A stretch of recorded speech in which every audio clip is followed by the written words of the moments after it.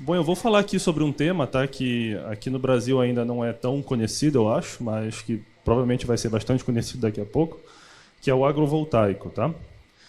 O agrovoltaico.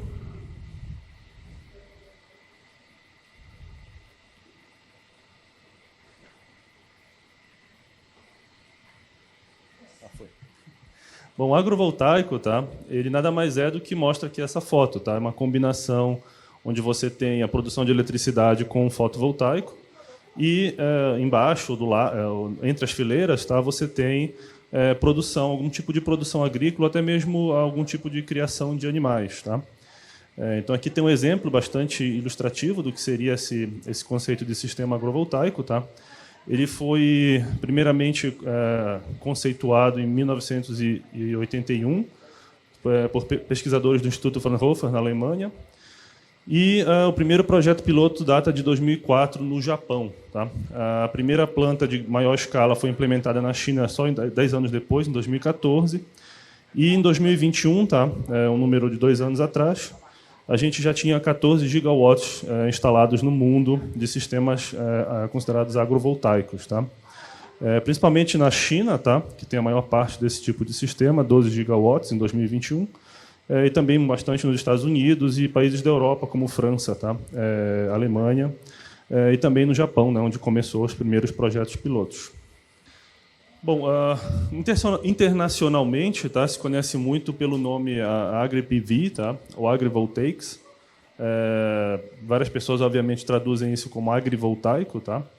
Mas em 2023, agora início desse ano, tá, numa revisão aqui da nossa NBR 10899, que é uma norma de terminologia de sistemas fotovoltaicos, a gente teve a inclusão do sistema agrovoltaico, tá, do termo agrovoltaico, tá?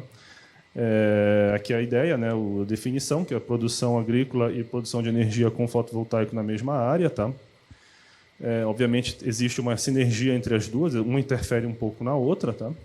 E o nome que se adotou foi agrovoltaico, também para fazer referência, como eu comentei no início, não só a parte agrícola, mas também a parte de criação de animais. Bom, do ponto de vista técnico, um dos desafios do agrovoltaico no mundo inteiro, tá, é entender bem como é que funciona o microclima nessa parte de trás, principalmente dos módulos fotovoltaicos. Tá? Como não recebe luz direto, a gente tem aqui nessa parte de trás tá, um microclima diferente do que se você teria, por exemplo, numa região que não tivesse módulo fotovoltaico. Normalmente você tem uma temperatura mais baixa, obviamente, está mais na sombra, né? E, obviamente, você também vai ter, por conta disso, maior umidade, tá? Menor evotranspiração. E também um ambiente mais escuro. Tá? Então, você precisa pensar bem que tipo de plantas você vai utilizar aí nessa plantação. Tá? Se você vai utilizar tanto a parte de baixo do módulo, ou então só a parte entre fileiras. Tá? Aqui nesse lado, a gente tem um comportamento de duas plantas diferentes, tá? Duas espécies vegetais diferentes. Aqui na parte de baixo, aqui no eixo horizontal, a gente tem algo relacionado com a quantidade de sol que a planta recebe, e aqui é relacionado com a fotossíntese. Tá? Então, quanto mais fotossíntese, maior a produção da planta. Tá? Então, a gente tem duas espécies diferentes. Uma que precisa de menos iluminação, né? Menos sol, para fazer sua produção. Ela rapidamente estabiliza, então não adianta dar mais luz para ela, que ela estabilizou aqui mais embaixo a produção. Tá? E outra que só estabiliza a produção com maior quantidade de luz. Então, é uma planta que precisa de um ambiente mais ensolarado. Então, se quiser colocar, por exemplo, embaixo de um módulo fotovoltaico onde vai ter mais sombra o ano inteiro, tem que escolher também uma produção adequada. No agrovoltaico, tá, existem outras várias coisas, né, que podem ser aproveitadas. Tá? Obviamente, não só a parte da produção agrícola, tá? Que eventualmente você pode ter vantagens por estar sombreado e protegido. A gente vai ver daqui a pouco uma outra figura que mostra formas que o fotovoltaico poderia proteger a produção agrícola. Mas você também pode usar o módulo, por exemplo, para fazer captação de água da chuva, tá? Inclusive evitando, nessa área do módulo, ela meio que vai concentrar chuva, né? E vai cair normalmente na parte onde tem inclinação. Você pode ter problema até de erosão aqui um pouco do solo, tá? Então você pode recolher essa água e aproveitar depois para outro uso. E, obviamente, você tem a produção de eletricidade, tá? Que também tem diversos usos possíveis. Um outro benefício, tá, que talvez seja o que motivou, de fato, o agrovoltaico no mundo, é a melhora da produção, né, quando você combina as duas coisas. Tá? Então, por exemplo, na parte de cima a gente tem 2 terrenos, tá, cada um de 1 hectare. Aqui só plantação, aqui só fotovoltaico. Se a gente usasse esses 2 hectares para fazer um sistema agrovoltaico, obviamente, talvez você precisasse separar um pouco mais as fileiras de módulos. Tem algumas partes que, obviamente, não vai ter como plantar, perto principalmente de onde tem as estruturas. Então, claro que você não vai conseguir, em cada hectare, plantar a mesma coisa que você plantava no hectare onde só tinha plantação, nem colocar a mesma quantidade de fotovoltaico em 1 hectare, como você tivesse só o fotovoltaico. Mas em torno de 80% é possível fazer, tá, em cada um dos hectares, de maneira que, nos 2 hectares juntos, consegue uma produção bem maior, tanto da produção de eletricidade como da parte agrícola. Aqui, como eu comentei, algumas formas que o fotovoltaico pode ser utilizado para proteger o que está sendo plantado embaixo. Tá? Mais diretamente, a gente vê a parte da iluminação. Tem algumas plantas que até preferem não ficar exposta, pelo menos não por muito tempo, diretamente à radiação solar. Então, você pode usar o módulo como elemento de sombra. Também proteger contra intempéries, né? Neve, ventos fortes, chuva forte. Tá? Tudo isso o módulo pode funcionar como uma espécie de proteção. Em locais onde também tem a propensão de acontecer geadas, o módulo, funcionando como uma cobertura, ele pode ajudar a manter, durante a noite, um microclima, nesse caso, mais quente um pouco do que o ambiente em volta, e evitar a formação de geada.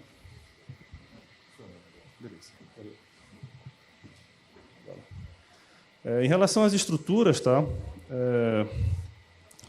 Os sistemas agrovoltaicos podem utilizar estruturas tradicionais, digamos assim, de um sistema fotovoltaico, tá? Como também algumas estruturas diferenciadas, tá? Isso aqui está sendo bastante estudado no mundo, tá? Por exemplo, módulos verticais, na vertical. Aí você pode passar a máquina agrícola facilmente entre as fileiras de módulos. Módulos elevados, tá? Às vezes com 5, 6, 7 metros acima do chão, tanto para passar animais de maior porte, por exemplo, gado, né? Ou até para passar mesmo a própria máquina agrícola embaixo dos módulos. Tá? Depois tem umas fotos, a gente vai ver. E, eventualmente, também servir como cobertura de estufas. Né? No lugar de ter a cobertura tradicional da estufa, você pode colocar um módulo fotovoltaico que tem alguma transparência. Né? Em relação ao uso do solo, tá? Basicamente, tem 3 opções. Tá? Ou a gente faz, que eu comentei, a estrutura elevada. Na estrutura elevada, você pode basicamente utilizar toda a parte que tem embaixo do módulo. Né? Quando é aquela estrutura tradicional, normalmente se está utilizando só o espaço entre módulos, entre fileiras, tá? Justamente porque aqui embaixo, às vezes, fica bastante sombreado e normalmente não é tão adequado para todo tipo de cultura. Tá? Mas nada impede também que seja plantado aqui embaixo. Né? A primeira foto da apresentação mostra exatamente plantação embaixo do módulo. Tá? E outras formas também, utilizando, por exemplo, aqui o vertical, também você tem um aproveitamento maior do terreno. Né? Mas claro que você vai ter o impacto de ter o fotovoltaico na vertical. Latitude mais baixa, isso aqui talvez não seja tão interessante. Né? Ou então um módulo com seguidor, né? Que tendo seguidor também você consegue elevar um pouquinho e utilizar melhor o terreno embaixo, tá? Inclusive com menos sombra. Aqui alguns exemplos, tá? Com estufa. Aqui o módulo ele foi usado como substituto do elemento que compõe o telhado da estufa. Aqui o módulo foi colocado entre essas estufas. Né? Ou as estufas colocadas entre os módulos. Tá? Não sei quem veio primeiro aqui. Aquela estrutura que eu comentei elevada, tá? Essa aqui usa bastante material, tá? A gente vai ver depois que a principal diferença de custo é justamente na estrutura, né? E aqui você pode imaginar a quantidade de metal que foi usado, né, para fazer essa estrutura mais elevada. Aqui uma outra variação, né? Não utilizou alumínio nem ferro para fazer a estrutura, utilizou madeira mesmo, tá?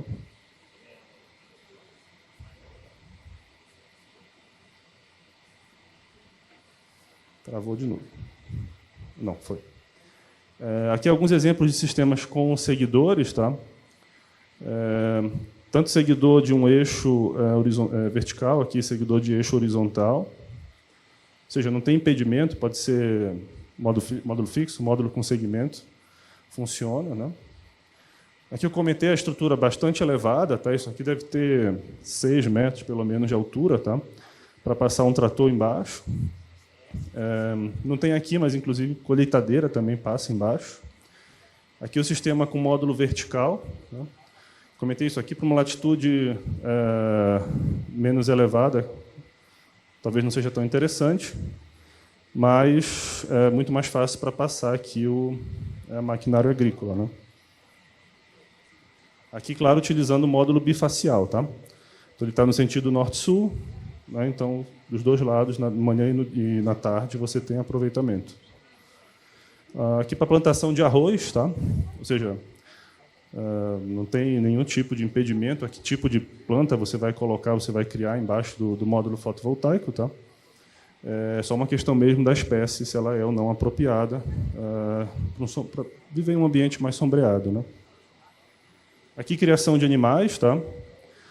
Caprinos, aves, bovino também. Bovino, claro, você tem que fazer uma estrutura um pouco mais alta, né? Aqui, com criação de animais, com caprinos, por exemplo, tem que tomar bastante cuidado com a instalação elétrica, né? Para não ficar muito exposto, para o animal não danificar. Aqui, para a criação de peixes, tá? E serve também, inclusive, como uma forma de evitar ou diminuir a evaporação, né, do reservatório. E aqui uma outra aplicação bastante interessante, tá? Que se a gente pode plantar coisa para produção agrícola, né? A gente também poderia manter parte, pelo menos, de uma vegetação nativa, né? Então isso aqui está sendo chamado na literatura de serviço ecossistêmico, tá? Então também, no caso aqui não vai ser uma produção agrícola de fato, tá? Mas eu posso manter parte da vegetação natural, do bioma natural, claro, sem atrapalhar, obviamente, a geração do módulo fotovoltaico. Mas também eu não preciso deixar, né, o sistema na terra, né? Uma aplicação também do sistema dos serviços ecossistêmicos, tá? Principalmente na manutenção, tá, da flora que produz flores, que você pode utilizar aí para polinizadores, tá? Inclusive comercialmente para a produção de mel, né, com criação de abelhas. E isso é uma talvez não muito, depois a gente vai falar aqui, né, que talvez o agrovoltaico no Brasil seja uma coisa mais voltada agora para a GD, mas esses serviços ecossistêmicos eu entendo que ele tem uma aplicação bastante interessante na GC, né, na geração centralizada. No lugar de eu ter uma usina, né, com chão totalmente em terra, né, ou praticamente sem nenhum tipo de vegetação, poderia começar a pensar, né, em fazer serviços ecossistêmicos, né, que basicamente não preciso mudar nada ali no fotovoltaico. Bom, a gente viu bastante exemplos, né, do que são sistemas agrovoltaicos, mas é importante a gente também ter claro o que não é um sistema agrovoltaico, tá? Eventualmente, quando começar a ter algum tipo de incentivo, tá, é importante deixar claro o que é e o que não é um sistema agrovoltaico, tá? O sistema agrovoltaico eu preciso ter fotovoltaico e criação, agricultura, literalmente no mesmo espaço, né, ocupando a mesma área, e obviamente eu vou ter uma certa interferência um no outro. Então, esses casos aqui, por exemplo, onde eu tenho a produção do fotovoltaico no local onde não tem plantação, a plantação está para cá, né? Aqui é só o fotovoltaico, tá? Então, isso não é agrovoltaico, tá, pessoal? Por definição, tecnicamente, não é um sistema agrovoltaico, porque eu só tenho fotovoltaico aqui e só tenho agricultura aqui, tá? Não importa que está junta do lado uma da outra, na mesma propriedade, tá? Se não tiver literalmente misturado, não é agrovoltaico. O mesmo caso aqui do lado, tá? Não é agrovoltaico. O mesmo caso aqui do lado, tá? Eu tenho aqui então acho que é um celeiro, tá? Algum local para criação de animais, tá? Onde o animal fica guardado, tá? Mas eu já tenho telhado e tal, normal, e eu coloquei o fotovoltaico em cima. O sistema BAPV, também normal, tá? Não é agrovoltaico, tá? Porque o telhado já existia, já estava ali o telhado, né? Simplesmente eu coloquei o módulo em cima. Isso também não classificaria como agrovoltaico, tecnicamente, tá? Bom, e qual é o potencial, né? A gente, como comentei no início, não se ouve muito falar do agrovoltaico ainda aqui no Brasil, mas a gente tem um potencial muito grande para esse tipo de sistema, tá? Aqui eu mostro a evolução da GD apenas no Brasil, tá? Desde 2014 até 2023. Aqui esse lado aqui, tá? A evolução até 2023, 15 de novembro de 2023, tá? Dividido por cores, tá? Cada cor é uma classe, tá? Da GD. O azul é o residencial, o laranja é o comercial, o amarelo é o industrial e o verde é o rural. Tá? São os sistemas de GD que a gente tem hoje no meio rural. Tá? E a gente vê que está evoluindo bastante o GD no meio rural, né? Mais, inclusive, até que o industrial. Né? Aqui do lado a gente tem a divisão, tá, do mercado hoje, está em 2023 também. Esses discos aqui eles foram feitos em final de agosto de 2023, mas a potência basicamente não alterou tanto nesses 2 meses. Tá? Então, a gente tem aqui, ó, por número de sistemas, a gente tem quase 9% dos sistemas hoje de GD são no meio rural. Tá? São classificados, né, como rural. E, em termos de potência instalada, quase 15%. Tá?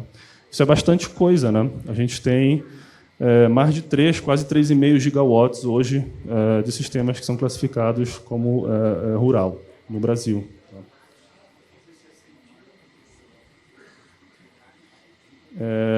Isso aqui é um gráfico que mostra a área plantada hoje no Brasil, tá? Para diferentes culturas. Tá? Isso aqui é do dado do IBGE. Então, a gente tem hoje, no total, no Brasil, de quase 86 milhões de hectares plantados, tá? Com mais diferentes tipos de plantação, de espécies, tá? De culturas. E aqui do lado eu fiz uma continha simples. Tá? Se a gente pegar um sistema fotovoltaico tradicional de solo, em 1 hectare a gente consegue colocar mais ou menos 1,2 megawatts, considerando uma cobertura de terreno de 55% e uma eficiência de 21,5% de módulo. Tá? No agrovoltaico, eventualmente, a gente vai ter que separar um pouco mais. A cobertura de terreno normalmente é menor, 80% a 70% menor do que no fotovoltaico normal de solo. Então, a gente conseguiria colocar um pouco menos de 1 megawatt numa área também de 1 hectare. Tá? Se a gente usasse só 0,1%, que é mais ou menos 86 mil hectares da área cultivada hoje no Brasil, a gente conseguiria instalar quase 80 gigawatts de fotovoltaico, que é bastante coisa, né? Bem mais do que a gente tem hoje. E uma quantidade de terreno, não consigo apontar aqui, mas uma quantidade bem pequena, tá? 86 mil hectares. Tá? Isso significa que, eventualmente, a gente conseguiria fazer essa produção toda de 77 gigawatts, principalmente nas culturas de menor porte, tá? Onde, eventualmente, eu tenho um benefício por estar sombreando, tá? Principalmente na parte de hortaliças, verduras, esse tipo de coisa. Tá? Se a gente pegar aqui no gráfico, esse tipo de cultura tem área mais do que suficiente para a gente conseguir os 86 mil hectares. Tá? Então, talvez, num primeiro momento, não fosse interessante entrar direto com sistemas de grande porte, em grandes cultivos, por exemplo, monocultura de soja, trigo, milho, esse tipo de coisa, que são... milho, por exemplo, é mais alto, né? Soja, você tem aquele forma de plantar, a forma de irrigar, a forma de colher também, que é um pouco mais complexa, usa maquinário de grande porte. Aí você teria que usar aquelas estruturas que são mais caras, né? Utilizam muito metal, enquanto que em plantações menores, né? Onde tem essa produção de hortaliças e verduras, etc., frutas, você conseguiria utilizar sistemas mais parecidos com os sistemas que a gente usa hoje, e seriam mais baratos também. Né? Aqui uma comparação de custo nos Estados Unidos. A gente tem aqui na frente o fotovoltaico normal fixo, tá? E aqui o fotovoltaico com segmento em um eixo, também normal, né? Sem agrovoltaico. E daqui para cá, a gente tem o fotovoltaico associado, né, com a agricultura. Tá? Esses dois aqui, com e sem segmento para produção, por exemplo, de pastagem, Esses dois aqui para produção de serviços ecossistêmicos, que eu comentei, né, para polinizadores, e ali com culturas tipo... os outros tipos de cultura, né, que não são pastagem nem para polinizadores. Tá? E a gente vê que o custo aumenta, tá? Principalmente na parte verde e na parte vermelha. Tá? Esse vermelho aqui de baixo, que é laranja, não sei. Tá? Esse vermelho de baixo é a parte da estrutura e o de cima é a parte da instalação verde, né, a parte da instalação elétrica. Tá?